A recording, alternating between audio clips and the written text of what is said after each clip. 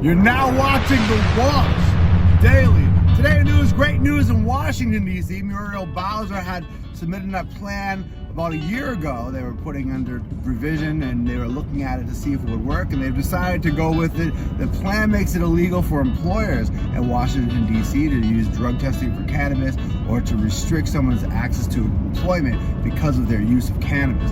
What they're saying is you can use cannabis as long as you don't have a job that requires you specifically not to use cannabis.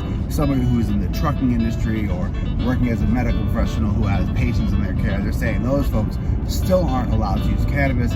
But they're saying if you have a job and it isn't a job that has a very specific requirement of you not to be using cannabis, that you can use cannabis without fear of losing your job by your nosy employer who wants to be hating on your cannabis use. Also in news, Maine had its biggest month ever. They've only had a program for about a year for recreational, even though they passed the program a number of years ago. It took a while for them to roll it out. Well, they finally have, and things are getting better every month. This month they did more than they've done in any month previously at recreational cannabis facilities.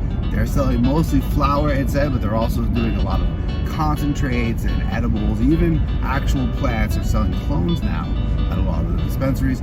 Cannabis in Maine has been a big deal, and there's a lot of fight getting it together.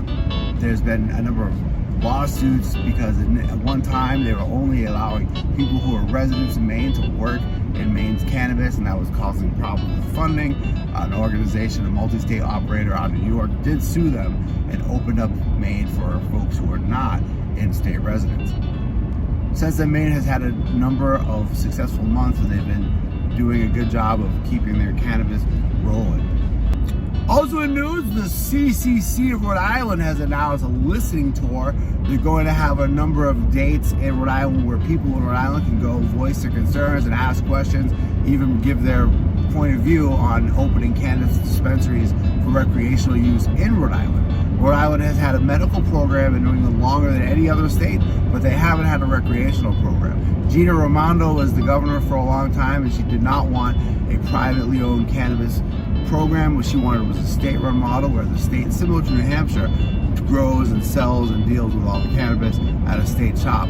New Hampshire has that model as a liquor store, and a lot of folks in New Hampshire don't like that because it prevents people from being able to participate in commerce in that particular industry. The same would be for Rhode Island's cannabis industry if that were the case, but now they're looking to open it up for people to have licenses. So it's good news in Rhode Island. Things are moving in the right direction, however slow. The CCC over in Rhode Island is made up of a political hack and a police officer and a personal industry lawyer, and so it sounds like I'm about to tell a very good joke. Thanks for watching The Wash Daily.